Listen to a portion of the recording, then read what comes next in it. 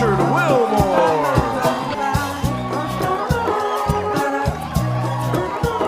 Welcome, everyone, to Make Your Day Richer. Hope you had a great weekend. I had a fantastic weekend. I finally made it to Charleston, South Carolina for the first time.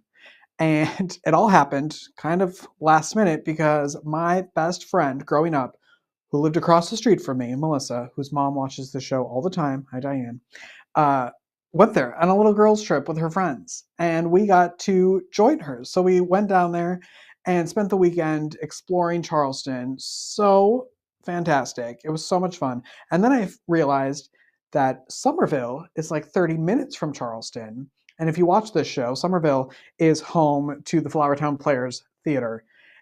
And they have been on here multiple times virtually, but I've never met any of them in person. So I got to go see a play. It was such a fun weekend. And so I hope your weekend was just as much fun as mine.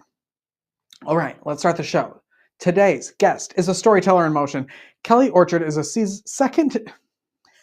Let's start that over.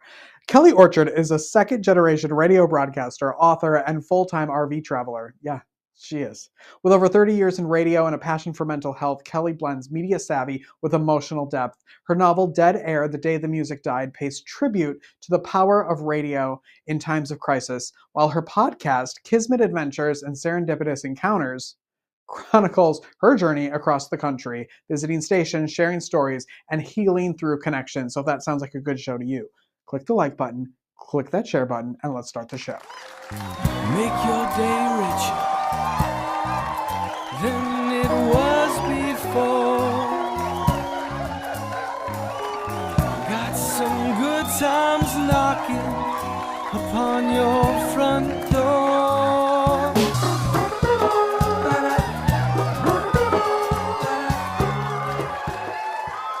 Kelly, good morning. Good morning.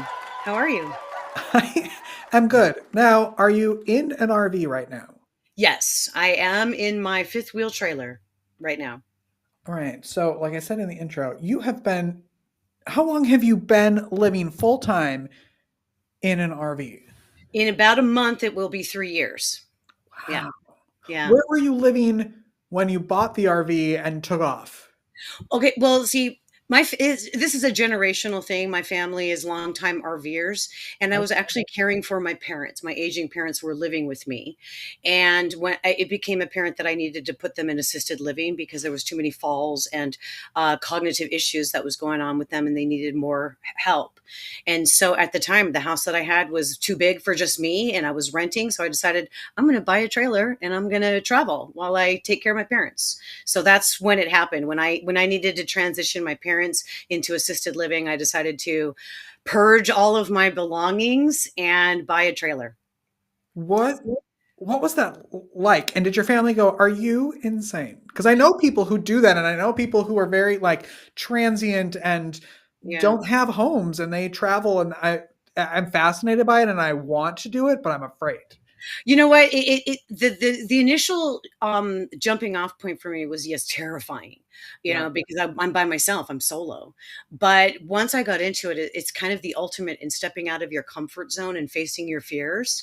And so every single day is what I was doing. And so, yes, even though it was terrifying, it was a decision to face it and do it. And actually, my family was extremely encouraging about it because we've done it all our lives. So, Wow. yeah. Was it a dream of mine for my life? No, but it's just how circumstances happen, and you just got to roll with it. Now, do you have an itinerary, a plan, a map? Or are you just whatever like feels good? A little of both. Yeah. Yeah. Right now I am on a summer trip, but I do have a home base at my friend's horse ranch in Arizona. So that's kind of my base, my home base. And so I'll Mhm. stay there for a few months, but it's too hot there in the summertime. So I plan to be gone for summer trips. Yeah. So that's kind of where I'm at right now. And at first it was, stay within a 1 day drive of my parents if something happened. Okay. So I didn't venture off very far. They have both now passed. So this summer was my first time to go far out. So I went all the way to Nashville and Kentucky. So that's as far as I went with the trailer. And right now I'm headed back west So I'm in South Dakota now, and I will be in Wyoming next week, and then back into Utah and then Arizona. What's crazy is also you have a better camera quality and internet than a lot of people sitting at their homes as well. So that's interesting to me. But people can follow along with your journey on your YouTube channel, right? And through your Yes, podcast. absolutely. Thank you for bringing that up. I have a YouTube channel and I do a podcast. So I do a lot of the travels of where I go, and even the mechanical issues that I have. I've been documenting, and then I document while I'm writing my novels, and I'm kind of like, here's my journey. Join me if you want. Yeah. Yeah. What's the podcast is called Radio Is Not Dead, right? Well, okay, that is a subset of Okay. the podcast. The podcast is actually Kismet Adventures and Serendipitous Encounters, and the Radio Is Not Dead was sort of born out of my tour to promote my book Dead Air, and it's a play on words where I actually go and I visit radio stations. That's kind of like, I need a purpose for my travels, so give me Mhm. a reason to come to your community. So, and radio stations are inviting me to come and visit with them, and so my podcast, that's like episodes of Radio Is Not Dead packaged inside my Kismet adventures. Well, So I I hope it love makes sense, because it's a lot of fun. You Yeah, know? it's so fascinating. Like you are so fascinating to me that I want to do a podcast on you and on you Oh, doing a podcast. okay. Because it's so crazy to me. We'll see how Because that you've works. lived like yeah, well, I don't know how to that we'll figure that out. Yeah. Because you've also been in the radio broadcasting world for what 30 years, 30 plus years. A little bit longer than that, actually. Yeah, second generation broadcaster. Actually, my dad was in radio before I was born, so it's a family business. So my whole life I've been in radio. And so I made the jump to being a licensed psychotherapist about in 2006, and that was due to a health issue, a health scare. It kind of like transitioned me entirely on my whole sole purpose. But yeah, I'm a radio veteran, so I still consult in radio. And so you've seen, I mean, you're podcasting. So Yeah. you've seen this like entire shift and you've watched all of that happen. What has it been like to watch this shift in media like that, in audio media? It's been really interesting. I hadn't This is a really good question. I remember being at a radio station in Los Angeles when Apple was first introducing the iPods, where you could have music in, like, at your Mhm. disposal, like a new thing. And I remember the operations manager of the radio station getting really mad at me for embracing the technology, And so the technology has changed so much that radio has to continuously reinvent itself, and I've seen a lot of fear with broadcasting, is as far as that, because what do we do? It's not about the technology or what we're doing wrong. It's about people are moving into the digital space. And Yeah. so it's just been really interesting watching broadcasters adapt and evolve and develop for themselves how it's all going to play out. And I'm still talking to them on a regular basis about how it's going. Are you reaching out to them or are they reaching out to you at this point to be like, can you come hang out with us and give us? It's kind of both. It's like Yeah. when you have something that you want to talk about, like my reintroduction to the radio industry was because I wrote this book, Dead Air, the day the music died. And so then, as I'm starting to market and network again, they're like, well, what else do you do? What else do you talk about? Well, I'm a psychotherapist. I talk about mental health. And they're like, oh my God, we so need your help. And so Yeah. that kind of prompted me to the next book, which is called Flipping the Format on Your Fear of Failure. And so what I'm going to teach them is how to make that mental mind shift. So I'm kind of like, I feel like I'm swinging on a pendulum right now, Hmm. as far as my psychotherapy, author, traveling, and my love and passion for radio people and the industry. Okay, I want to talk. You have so much. I want to talk about the book that's out now, Dead Air: The Day the Music Died. Can you tell Yes. everybody about the book, what they'll find in it?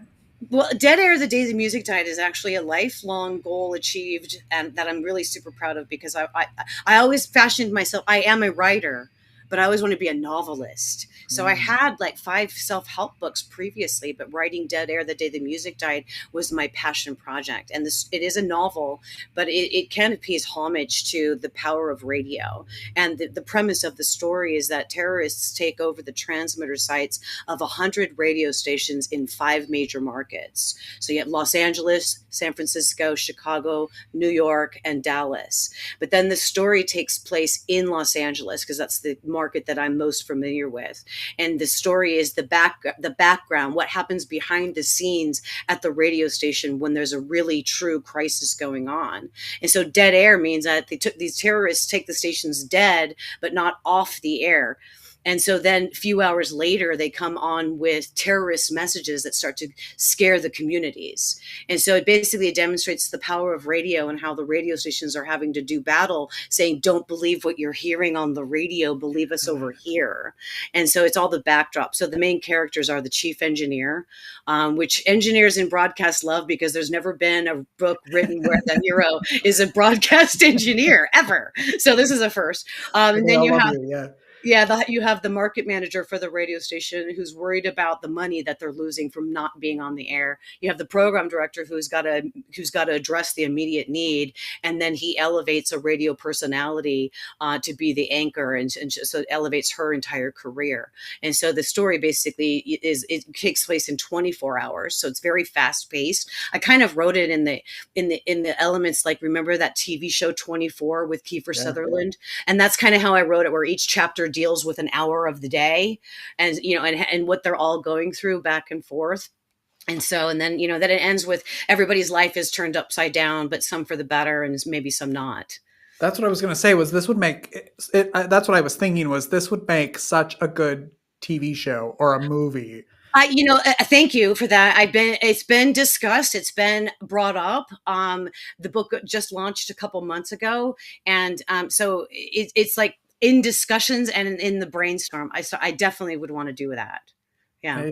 It definitely has a visual factor to it. Yes, 100%, 100%. Who do you think should be reading the book? Like, who is the book for?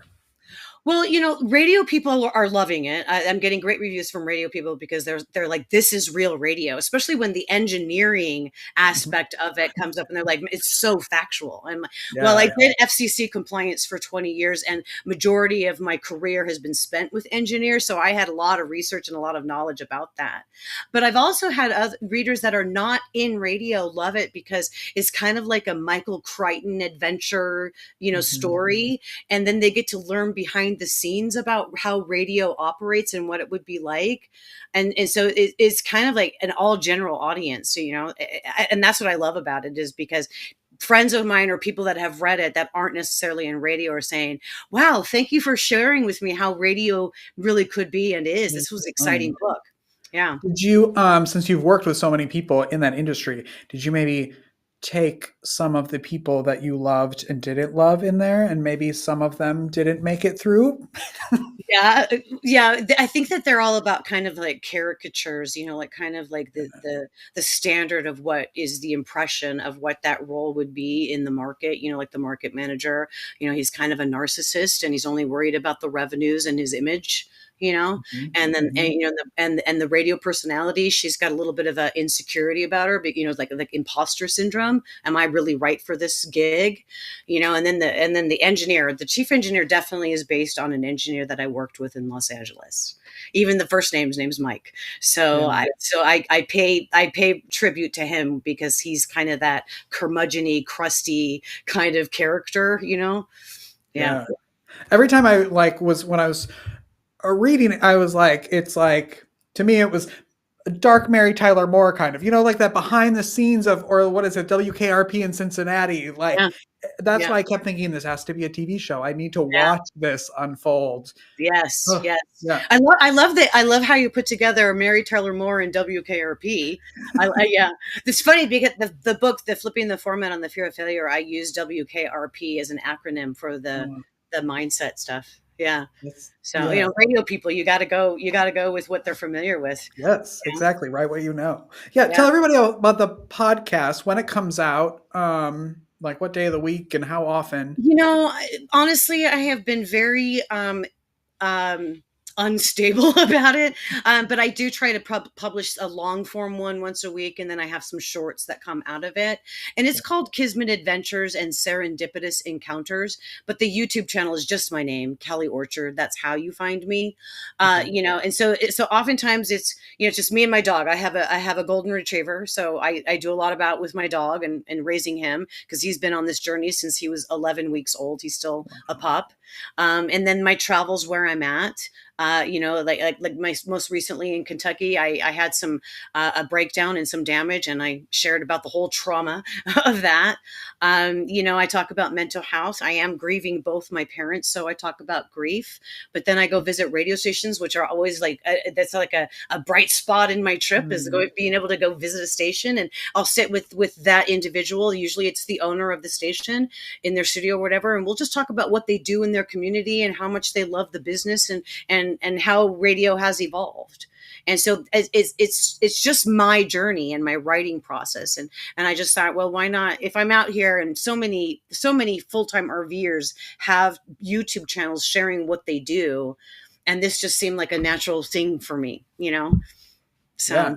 You got a clip. Can you kind of set that up and tell everybody what they're about to see? Yeah, the clip that I sent you is my most recent Radio Is Not Dead podcast. I happened to have a serendipitous encounter with the announcer for the Grand Ole Opry when I was visiting Nashville, Tennessee, and it wasn't planned. So he gave me the tour of the station and everything else, but we had bonded on a topic of Boss Radio in Los Angeles, and so we decided we wanted to have another chat. So we did a Zoom chat. And I ended up recording it. And this is us talking about mental health in the radio industry. Love it. Take a look. Yeah. I find myself more and more being the curmudgeon that 50 years ago I said I would never become. I can remember working when I was just getting started, working with radio veterans who kept saying, back in my day, we had real radio. Yeah. And thinking, man, I am never going to be that guy. And now I'm the president of the club. I don't know if I'm yet a curmudgeon yet. I'm just like, I got out of radio to become a psychotherapist, but I find myself like still like in it. Yeah. So now it's like I focus on more about radio people's mental health. Or lack thereof. Exactly. Exactly. That's why I'm here. So great. I need to start befriending my people out here in radio in the Charlotte area and get you out here. Oh my gosh, I would love that. Would be fun. Yeah. That would be fun. I was just back east, so it'll be a while, but I think that even that podcast is evolving into me doing, like, if I have to do video chats like this, I will, just because I may not be able to get to them, but it's been fun. Yeah. Good. That's what it's all about. Like, when it becomes work, then why do it? Kelly, before you leave today, will you play a little game with me? Sure. Okay. It's not really a game where you win or lose. It's called Pack It or Pass It. Okay. And these are a list of things, and you're going to tell me if you would pack it for your RV or if you would leave it behind. Okay. Yeah. Are you ready? Yes. And because Kelly's so nice, that when this is over, everyone in our non-existent studio audience gets a copy of Dead Air. So they're all clapping now and very excited. So thank you for that. Okay. All right. Are you ready to play Pack It or Pass It? Number 1, a waffle iron. Pass.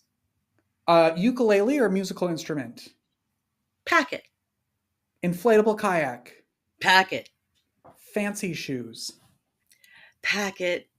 Oh, really? Sometimes I got business meetings. That's so true. Yes, so true. Yeah. Okay, got it. This isn't all just fun. You're actually like working and living a life. Right, exactly. Right. Composting toilet? Pass. A hammock? Pack it. A personalized welcome mat? Pack it. Coffee maker? Pack it. Puzzles? Pass. A motion-censored squirrel alarm? I'm going to say pack it just because it's funny. Yeah. A backup generator? Pack it. And a toolkit? Pack it. Perfect. Kelly, everyone in here is getting a copy of Dead Air, The Day the Music Died. So thank you very much for that. You're welcome. Thank you. And thanks for coming on. Oh my gosh, it was a pleasure. Thank you for having me. Yes. Come back when your next book comes out. when you All figure that right. out. Like next week? Okay, you bet. Okay, I will. that's fine. I'll be here. Just click the link and I'll probably just be sitting like this. Just sitting there waiting for me, right? Good. Yes, yes. Kelly, Yeah. everyone. Don't go away. We'll take a break and be right back.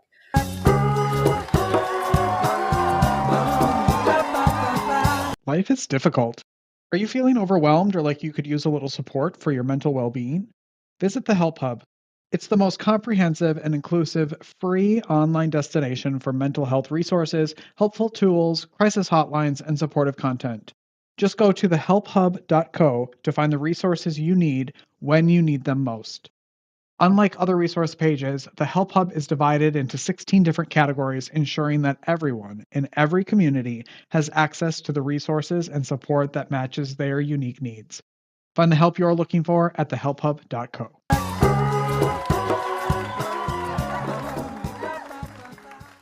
Welcome back, everyone. If you liked today's show, buy me a coffee at buymeacoffee.com/make-your-day-richer. And you get your name in the credits. I talk about you. It's so much fun to be a part of the show, and I hope you'll join us. On tomorrow's show, Miss Unicorn is here, and if you're wondering who Miss Unicorn is, we'll tune in tomorrow and find out. But she will be here in the studio talking about reading to kids and online and the amazing work she's doing for parents and for students. So I'm excited for you to meet her. So we will see you tomorrow. Go make your day richer. Go make somebody else's day richer. You've made mine by watching this show, and I love you for it. We'll see you tomorrow, everyone. Bye-bye.